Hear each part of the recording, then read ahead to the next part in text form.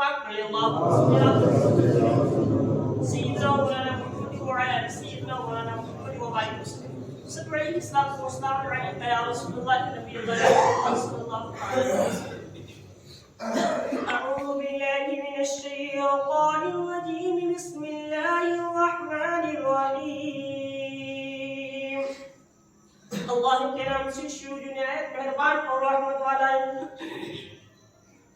لَخَلْقُ السَّمَاوَاتِ وَالْأَرْضِ أَكْبَرُ مِنْ خَلْقِ النَّاسِ وَلَكِنَّ أَكْثَرَ النَّاسِ لَا يَعْلَمُونَ. ارشاد ہے بے شک آسمانوں اور زمین کی پیدائش آدمیوں کی پیدائش سے بہت بڑی لیکن بہت لوگ نہیں جانتے. بے شک یہ حق ہے.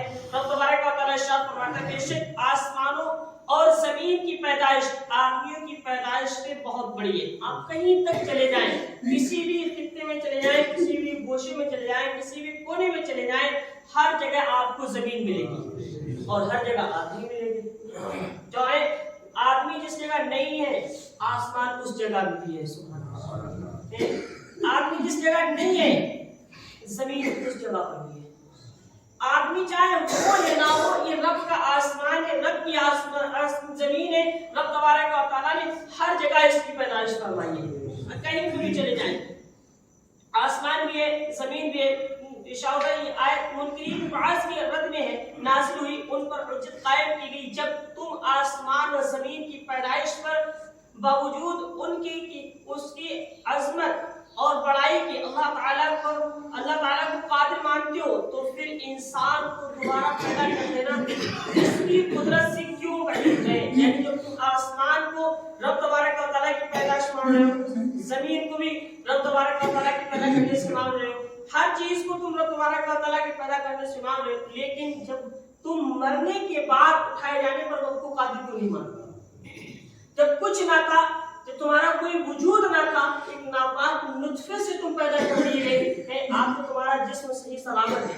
جب پانی کی بوند سے انسان کو پیدا فرما سکتا ہے, پانی کی ایک چھوٹی سی بوند سے انسان کو تبارک و تعالیٰ پیدا فرما سکتا ہے, تو سوچو قبر سے نہیں اٹھا سکتا.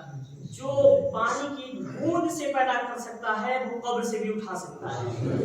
وہ بوند پر قادر ہے تو زمین سے اٹھانے پر بھی قادر ہے. مرنے کے بعد جب تمہاری کچھ بھی وجود نہ تھا اس وقت تمہیں پیدا فرمایا, اس وقت تمہارے اندر روح ڈالی, اس وقت تمہارے جسم کو تناور فرمایا, اور اس کے بعد پھر تمہاری روح کو تمہارے جسم سے نکالا گیا, لوگوں نے تمہیں دفنا دیا, تمہارا جسم ختم ہو گیا, اور اس وقت تم کہتے ہو کہ اب نہیں اٹھا سکتا. ارے میرا رب تو اس وقت بھی قادر تھا جب تم پانی کی بوند میں تھے, اور اس وقت بھی قادر ہے جب تم زمین میں گل سر کے مل چکے ہو. رب اس وقت بھی پیدا فرما سکتا ہے اور اس وقت بھی تمہیں زمین سے اٹھا سکتا ہے. یہ اس کی قدرت ہے, اس کے لیے وعید نہیں ہے, وہ جو چاہے وہ کر سکتا ہے, کسی کو نہیں. اگر رب تبارک و تعالیٰ چاہے تو جو ہے کچھ بھی کر سکتا ہے. ان اللہ علی کل شیء قدیر, بے شک ہر شے پر میرا رب قادر ہے, ہر کچھ کر سکتا ہے. شوکر لیکن بہت لوگ نہیں جانتے, جو مشرک لوگ ہو رہے ہیں, کفار لوگ ہوتے ہیں, وہ اس چیز کو نہیں مانتے ہیں. خیر بہرحال ان کا عمل ان کے ساتھ ہے, لیکن ہمارا یہ ایمان ہے کہ اللہ ہر چیز پر قادر ہے. ہم یہاں پر حاضر ہوئے, رب کی بارگاہ میں سجود کیا, رب کی بارگاہ میں رکوع کیا, رب کی تعریفیں کی, یہ بھی رب تبارک و تعالیٰ نے چاہا, اس کی قدرت نے چاہا تبھی ہم آ پائے. اگر وہ نہ چاہتا تو اور لوگ جیسے سو رہے ہیں ہم بھی گھر کو سو رہے ہوتے, اور لوگ نہیں رب تبارک و تعالیٰ کی بارگاہ میں حاضر ہوئے تو ہم بھی نہیں آتے اگر میرا رب نہیں چاہتا. یہاں پر آنا بھی رب تبارک و تعالیٰ کی مرضی سے ہی ہوتا ہے, وہ جس کو چاہتا ہے رب اسی کو لاتا ہے. لوگ تو بہت ہوتے ہیں لیکن رب تبارک و تعالیٰ جس پر مہربانی فرماتا ہے نا بلندی اسی کو عطا فرماتا ہے. اللہ تبارک و تعالیٰ سے دعا کریں اللہ تبارک و تعالیٰ ہم سب کو جسے آج حاضر ہونا ہمیشہ حاضر ہونے کی توفیق عطا فرمائے. بہت لوگوں سے مراد یہاں کفار ہے اور ان کے انکار باعث کا سبب ان کی بے علمی ہے. وہ آسمان و زمین کی پیدائش میں قادر ہونے سے باعث پر استدلال نہیں کرتے تو وہ مثل اندھے کے ہیں, اور جو مخلوقات کے وجود سے خالق کی قدرت پر استدلال کرتے ہیں وہ مثل. دیکھیے ایک چیز ہے یہاں پر ہمیں بات سننی چاہیے. جب اللہ تبارک و تعالیٰ आसमान और जमीन को पैदा फरमा सकता है। आसमान को भी पैदा फरमाया उसी ने, जमीन को भी पैदा फरमाया उसी ने, हर चीज को पैदा फरमाया। और जो इससे इनकार कर दे, अरे जो आसमान पैदा फरमाया, जमीन को पैदा फरमाया, लेकिन इंसान को दोबारा नहीं उठा सकता, तो उसका कुरान पर से भी अमल उठ जाता है, ईमान उठ जाता है, क्योंकि कुरान की आयतों का इनकार करता है। और जो कुरान की आयतों का इनकार करता है वो मुश्रिक होता है, काफिर होता है।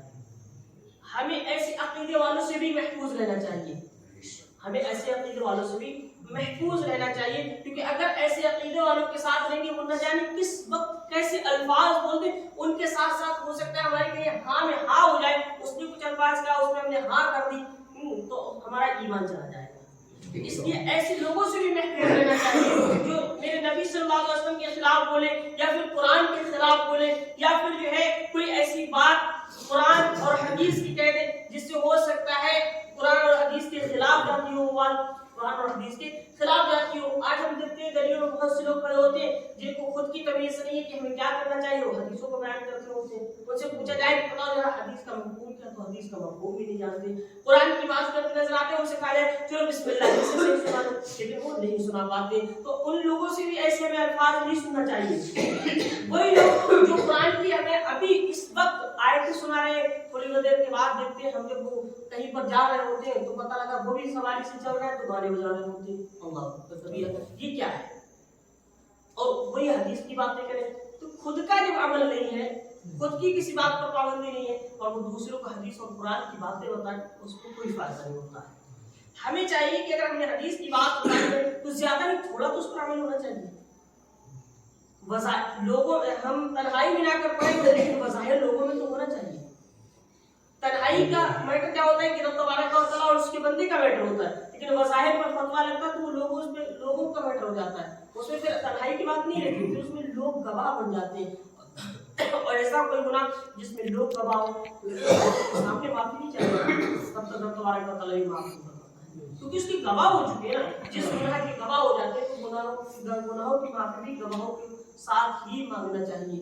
अल्लाह तबारक व तआला से दुआ करें अल्लाह ताला हमें ऐसे लोगों से महफूज फरमाए और हमें जो है अपना अकीदा मजबूत करने की तौफीक अता फरमाए। तो आसमान और ज़मीन को जब वो पैदा फरमा सकता है तो मरने के बाद उठाने पर भी कादिर हो सकता है, उठाएगा और बढ़ा कहिए। और हमारा इसी पर ईमान है कि जिसने मुझे पैदा फरमाया वही हमें मौत देगा और उसके बाद हिसाब किताब का दिन होगा तो फिर दोबारा जिंदा फरमाएगा। ये हमारा ईमान है। अल्लाह से दुआ करें मौला तबारक व तआला हम सबको अपने ईमान को मजबूती से पकड़ रहने की तौफीक अता फरमाए। सल्लल्लाहु अलैहि वसल्लम के सत्य तवस्सुल और अमल करने की